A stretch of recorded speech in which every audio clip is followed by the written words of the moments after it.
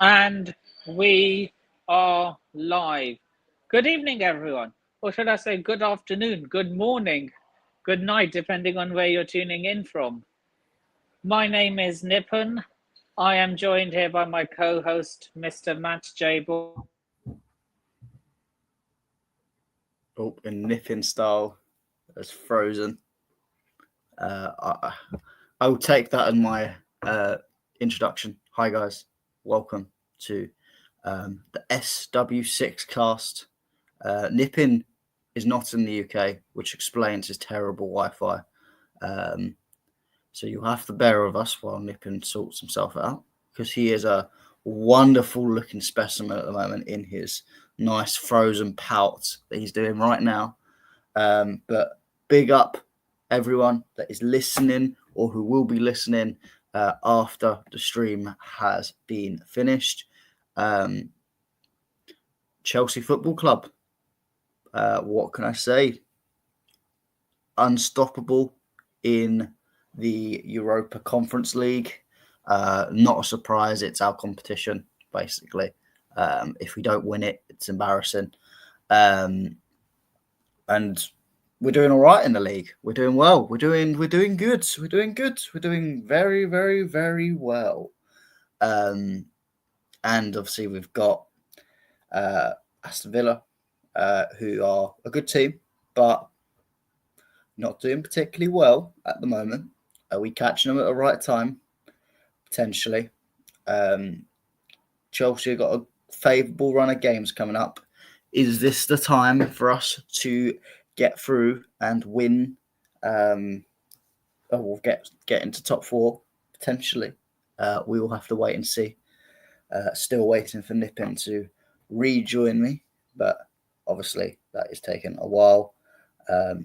Here he comes. Here he comes. Drum roll. Nippon is here. Okay. Well, things that will never change wherever you are.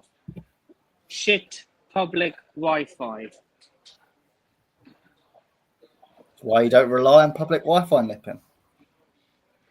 Exactly. So yeah, I am now connected to the hotspot of one of my phones. So yeah.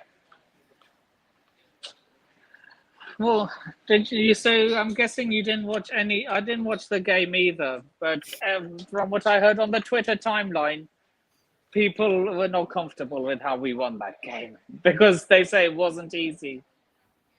You don't. Not every game is going to be smooth running. I think they had a lot of chances. We had a lot of chances. I think they were a very effective team in counter attack and created a lot of chances for themselves. But at the end of the day, we got the win, and that's all that matters. At the end of the day, it don't matter. We move on. There were some good performances from some usual performances from certain players, and one particular player that I think needs to be in the starting 11 is Jorgensen. 110%. But then, do you think Sanchez is going to get Enzo sacked? No, I don't think so, because I think Enzo will come to his ways, come to his senses eventually. Will it be this season? Or will it take something drastic, like he causes a massive season-changing howler? That says, no, you know what? I think he will be out by the end of the season. I'm not going to put a timeline of when that will be. Totally depends on his performances. It totally depends on Jorgensen's performances. Because until last night, we didn't really see Jorgensen tested, so we didn't. We can say, oh, Jorgensen might be good, but it's a bit of an unknown. Whereas we saw a good performance last night, so that'll put more pressure onto the situation. So it's just lots of variables that can and cannot happen. What still baffles me is why he's still selected for Spain. And then when he came on over David Raya, by the way, Arsenal fans. He conceded goals. What was Luis de la Fuente thinking? I don't know. But Honestly, can't back down. But let's not beat around the bush. He's not a good goalkeeper either, Who, Raya? David Raya. He's better than Robert Sanchez, let's be honest. Trash versus garbage. I don't think Raya's that bad. But will he win you a Premier League? I don't think, and I'm going to say it's perfectly clear, I don't think any goalkeeper, bar Alisson or Edison, in the Premier League wins you a Premier League. I think outside that stretch in world level, Courtois, maybe, reluctantly saying that. Well, Courtois pre the injuries he's had. Oblak, maybe. I don't think there's any other goalkeeper out there that is a win you title type goalkeeper. There is not many of them anymore. Mike Maignan? No. He's won the Serie A. Yeah, but he's not. It's not necessarily because of him. I don't think he's that good a goalkeeper. I don't think there's that many. Does he have an error in him? Surely Yeah. he's an upgrade on Robert Sanchez. Yeah, but there's a lot. Robert Sanchez is an absolute garbage, whereas you've got a lot of goalkeepers who are in average or good, but not world level. For me, there's only 3 world-class goalkeepers in the world. 2 of them play for Brazil, and 1 of them used to play for us. 4, sorry. So I'm counting Oblak into it. But one of them goalkeepers at least can't play with his feet. One of the others played for us and snaked us and is now struggling with loads of knee injuries, so he might not even be in that world-class debate anymore. And then the other 2, well, Liverpool are looking to get rid of one of them potentially at the end of the season. Alisson. Well, you bought in Marmadashvili for a reason. I don't know. I think he's a bit overrated, that Marmadashvili. I think he's better out of the younger prospect goalkeepers. He's better than most, but we'll see how it goes. But he won't win you a Premier League. But no, that's the thing. I'm saying no one will. I think we need to stop relying on goalkeepers to win us the league. We just need a goalkeeper that doesn't make mistakes. Simple as that. Yeah. So rely on the attackers, rely on the midfielders, rely on the defenders. Even defenders is a bit of a stretch because centre backs there is a. Oh, look at what happened with Calafiori, that Arsenal goal. He's not pulling up trees for them. Let's be real. No, because Arsenal are not that good a team at the moment. Yeah. So, another thing we have to cover is an uncomfortable conversation. Reece James. Do you think it's time we cut ties with him? As the wise old man, Mr. Claude, it's time to go. It's time to go.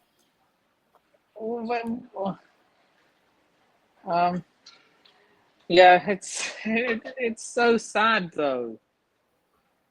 Where will he go though? No top club will take him because of his injury record. He will go to Real Madrid on a cut price deal. You honestly think Real Madrid will think, "Oh my God, we're going to take an injury-ridden"? Nippin, how many Chelsea links? How many links have you seen Real Madrid and Reece James over the last year and a half? I counted them 6, that's not including your AS. That I'm not even including the bullshit Spanish Sun type stuff. I'm talking about reputable journalists saying this. I think there will be a deal because they're looking at Trent Alexander-Arnold as well. I potentially think they can get both. But why would they want Reece James? He's so injury prone. Yes, but in a less physical league, will he be as injury prone potentially? That will be they will probably pay, say, 25 million up front, and then there'll be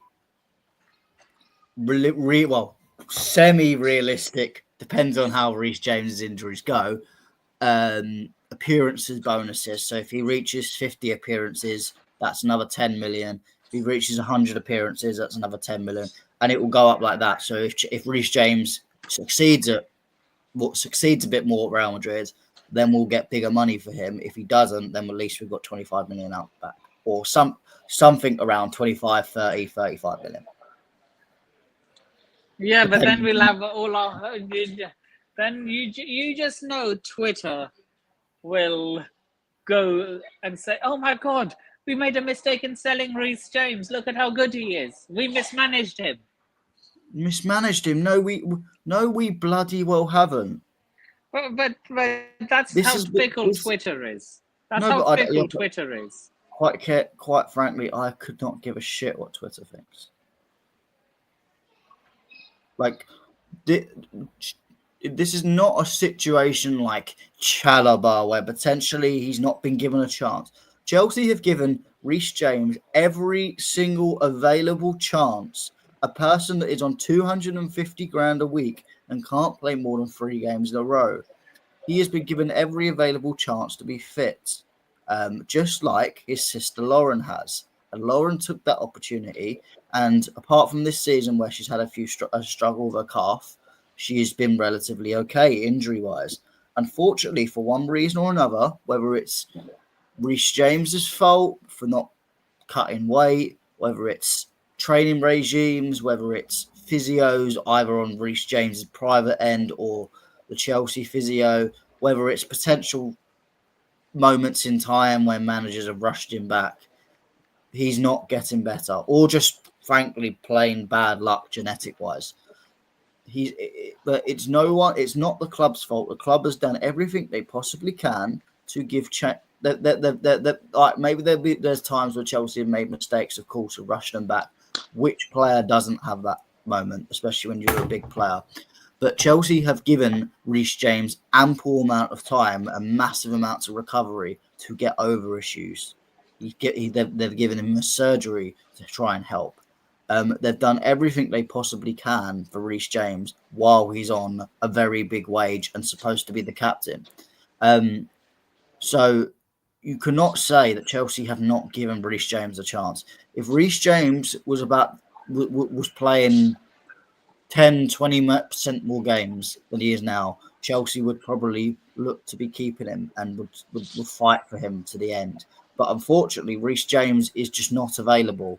Simple as that. He cannot fulfill his potential anywhere else unless he's available. I would not sell him to the Premier League on the basis that if he does become fit again one day, I don't want to be playing him week in, week out. Real Madrid, we play him once every 4, 5, 6 years. So I couldn't care less if he goes to Real Madrid, to be honest. It's not. If he goes out and does well in a different league, I can go, fine, yeah, well done. You're in a less physical league, and that's helping you out. But that doesn't mean he'll ever do it in the Premier League ever again. I don't think he will. I think it's too physical for him. And La Liga or Serie A is his best chance of having a football career. But at this rate, I could see him retire in 3 to 4 years. Wow! Before his 30th birthday. He is that in. I mean, I've not seen someone this injury prone. I mean, people talk about Jack Wilshere and his glass ankle. I think Jack Wilshere played more games a season than at times than he did, and then James did. Honestly, I don't think I've. Wow. He makes Christian Pulisic and Ruben Loftus-Cheek look like the fucking peak fitness, peak performance. Mm.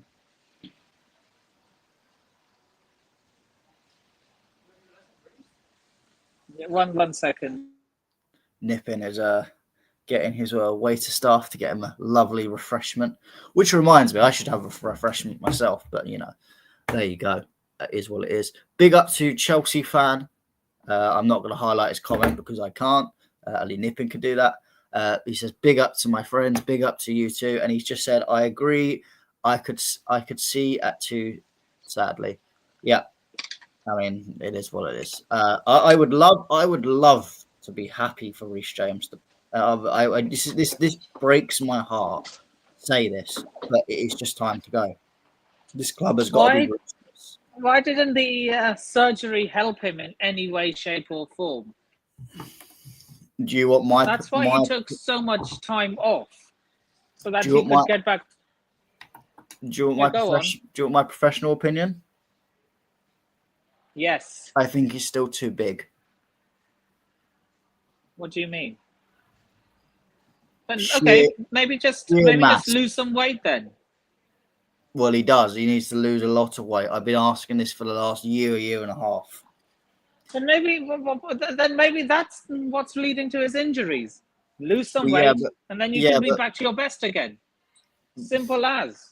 The problem. Cut the carbs, cut the sugar. But Nippon, it's not fat necessarily. He's not fat. If anything, it's muscle. He's got too much muscle, just muscle mass in general. And when you've got too much muscle mass, your muscles are less flexible. I just realized I could get demonetized for saying what I just said. It's fine. Because people will say, "Oh my God, Nippon is fat shaming." Nippon is not fat shaming. Then just be clarify. So my point is, good. He can lose that muscle mass, but how much does that take out of his performance? Because what we remember is Reece James is a very powerful player that likes to body people. So that is the problem, and that's where I think the dilemma is. I reckon Chelsea, my experience in these sort of situations, I reckon Chelsea have told him that he could do with losing weight. And I personally think it's him that's saying no. And it's not. I don't know anything, so do not take that as gospel. But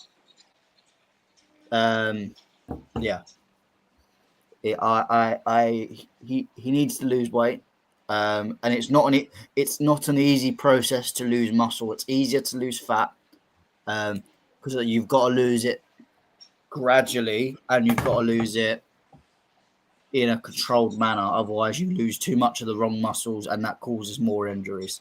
I think that time to lose that period of muscle was in the summer when he was recovering. He was fit. He was ready. Obviously, that's not happened, and that is disappointing for me. I mean, I've said, you can check this out on the Blue Code Project podcast. I said this in April, March, February. I said exactly the same thing. I'm not going to change my opinion on that. Obviously, I do think there is a massive genetic factor as well, because Lauren has the same problems. So I think the James family has a problem with that.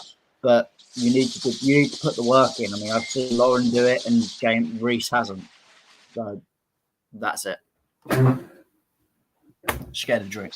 Well, there you go. And I've just checked on my Twitter. David Ornstein tweeted like 2 hours ago that we admire Liam Delap from Ipswich. Yeah. We need Victor Gyökeres. Not someone who plays for Ipswich Town. Yeah. I'm not having Ipswich Town slander in this podcast. Sorry, I completely forgot you have family. My dad and my brother will come for you, Nippin. They'll come all the way for Thailand. I'm gonna potentially lose some fans right now on this podcast. One sec. I'm sorry. One sec, Nippin. Matt. I'm coming back. Matt, huh? I'm coming back. 1 second. I'm casually breaking my house to do this.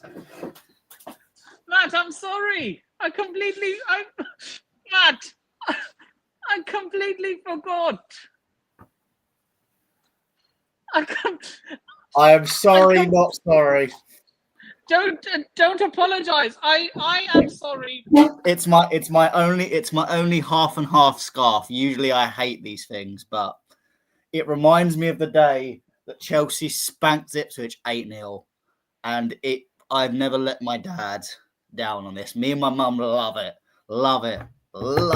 But anyway, I do really like Liam Delap, and my dad said he is a fantastic striker and one of the best players. I'm really sorry. I'm really sorry. Niffin, don't worry. I completely forgot that you had Ipswich family. I completely forgot. But then again, where did what's his name come from? Guaquires. He came from the championship Coventry. too. Okay. But yeah, it doesn't look like Hannah's coming either, so we might as well wrap up in 5 minutes then. Yes. Apologies, I do have to go over. No worries. I hope it wasn't because I said something bad about Liam Delap. No, I've got to pick my girlfriend up from the hospital, so in 5 minutes. So yes, that's fine. But I'll finish on kind of on the Liam Delap thing. I think, of course, would I like Gyökeres? Yes, and I still think Chelsea will look at that type of striker as well. But Nicholas Jackson looks very good. Do you not think if we overplay him, he'll end up becoming injured? But who says we're not gonna? Who says we're only gonna play Nicholas Jackson? Do you think we'll see more of Nkunku at number 9? I think you'll see more of Nkunku at number 10 and number 9. So who replaces him as an out-and-out striker? Who, Jackson? Yeah. Jackson. If Liam Delap comes in, Jackson starts, and Liam Delap is the alternative from the bench. But what if we get Gyökeres? Then Gyökeres probably starts and Jackson comes off the bench. The problem is, I think Jackson. Do you not think they'll bring in Gyökeres as competition for Jackson? But the thing is, Jackson is playing so well that he's almost put Chelsea in two minds of: do we want Nicholas Jackson as a starter or do we want Nicholas Jackson as a backup? I think Nicholas Jackson is good enough. I think Nicholas Jackson will win us a Premier League. I think Nicholas Jackson is good enough to be our starting striker and potentially good enough to win us a Premier League. There, I said it. So in that case, you don't necessarily need a Victor Gyökeres who is too good to be on the bench as well. And then you've got two strikers that you're going to eventually have problems with. I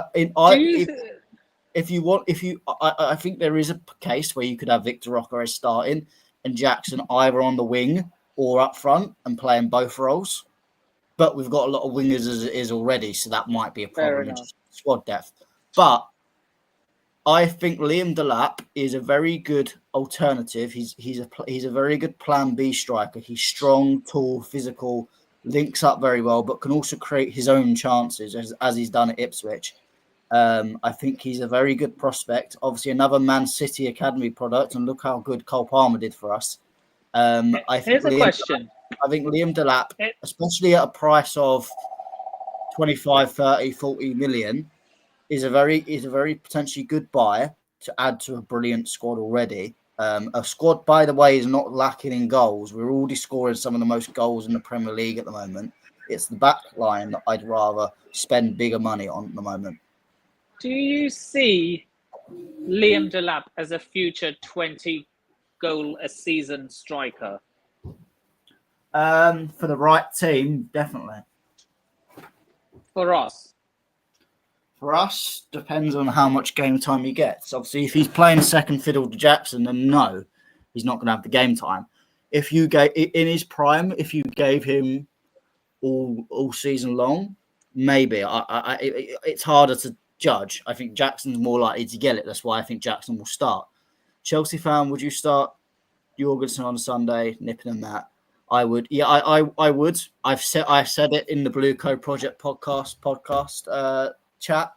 I said it Carlito and Jesters, I was like, he needs to start. I've had enough. I've seen enough. Start him now. But it won't happen. I think if you're asking me on a timeline of when I think he may start, February-ish, I think will be the time. I think that's when Pochettino finally had enough of Jackson as well. It's Jackson, Sanchez as well, and then he bought in Petrovic. Yeah. Well, no.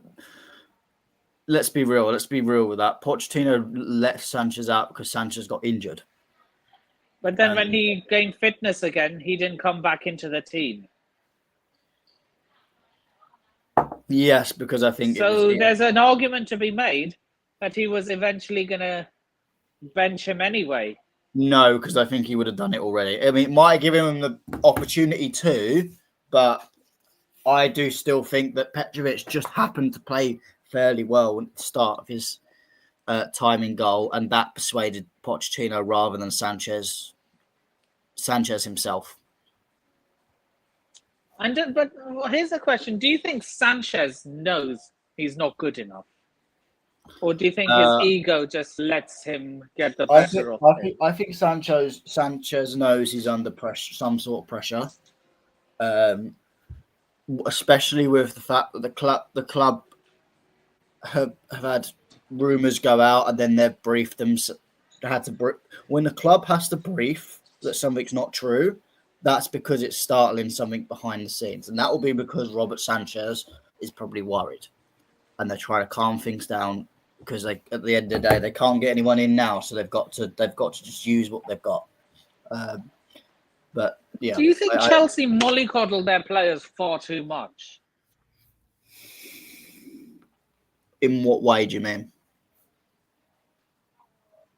Like, oh, they're protecting, like, after shit performance, like, oh, it's fine. Like, you'll be good. At some point, you have to say, no, you're not good enough. Sit your ass on the bench, or we're selling you in the next window. My argument, there's a difference between doing it in public and doing it in private. Do you think they do? Do you think they get a bollocking in private? I think maybe not a bollocking, but I do think they get told how it is in the dressing room itself. I don't see Maresca being someone that would. I mean, Maresca likes to speak his mind in public about certain players, so I imagine he does. That's Italians for you. Conte liked to do that quite a lot too. But that's what I mean. I think he won't. I think he is doing it, and he will do it. I mean. That's the problem with management. If you throw too many players under the bus outside in public, you will lose the squad. Jose does it. Yeah, and how many squads has he lost over the years? Quite a lot. Exactly. So Conte did it too, and so did Fergie. But Fergie had the. Fergie didn't lose a lot. Fergie threw a lot of players under the bus. Yes, but Fergie had the specific quality of knowing when to throw someone under the bus and knowing when not to. He did it to players that could take it and thrived off it, and on specific players, he threw them under the bus and then got rid of them, so they didn't have an impact in the squad at all. Fergie was very good and very ruthless at that, but I don't think many other managers, bar maybe potentially a Pep, can do that. Full stop. Yeah. So do you think disciplinarians are outdated when it comes to management? Not necessarily. Depends on the squad you have. I think modern day people are very sensitive. These younger players are very sensitive and care about their feelings. So you do have to take extra care and adapt the model. I think Sir Alex Ferguson right now would probably struggle. I think most managers would struggle because you need these sort. Yeah, you need to be seen as a bully. Yeah, you need to be as a bully. Yeah, you need to be a bit more careful with some of these players. Sancho would be seen as a bully? Prime example. Depends on how, because there's a difference between your persona outside and inside. If Klopp acts like he does on the training ground, then potentially, yeah. If Klopp changes, then of course not.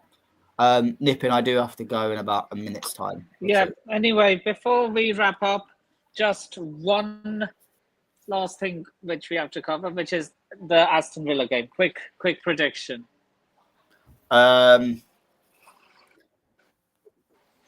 Chelsea 3, Aston Villa 1. It's at the Bridge, right? I think so, yes. Chelsea 4, Aston Villa 2. And one of them being an own goal from Emi Martinez. I'd love to see that. That would be hilarious. Yeah, because I can't stand him. If you had to give me one player that I can't stand in the Premier League, it's Emi Martinez. Yeah, he's So yeah, with that being said, okay, just wait for him to come back. I'm here. I'm just getting my coat on, ready. Okay, yeah, you need to shoot off right after, don't you? Yeah. So yeah, Matt, where can people find you? So you can find me on Twitter at MattJBall98. You can find me on the Blue Co Project podcast on Apple and Spotify. And you can find me on the membership-only section of Chelsea Perspective. Please get your membership. It's well worth it. I did have a little break for specific personal issues that I had, just busyness that I couldn't get podcast episodes done over the last couple of weeks. But recorded one yesterday. It was a decent one about David Coote. Next week we will have the Chelsea Power Rankings episode 3. Nippin, I will potentially get you on for one of these Power Rankings. Thanks. But I'm going to sort out collaborations a little bit later. Sure. But guys, check it out.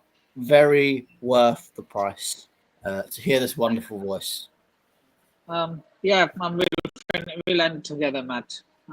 So yeah, with that being said, you can subscribe to me on all those socials ticking below. You can also find me as an occasional panelist on Worldwide Chelsea. Go subscribe to his channel if you haven't already. You can also find me as an occasional caller on Football Carnage TV, run by Grizz Khan of the Big Six. Big up Grizz, big up the Big Six. And we will be live later today or early tomorrow, depending on who's hosting for the Sixth Sense. And yeah, with that being said, I shall see you all in the next one. Laters. Big up to everyone.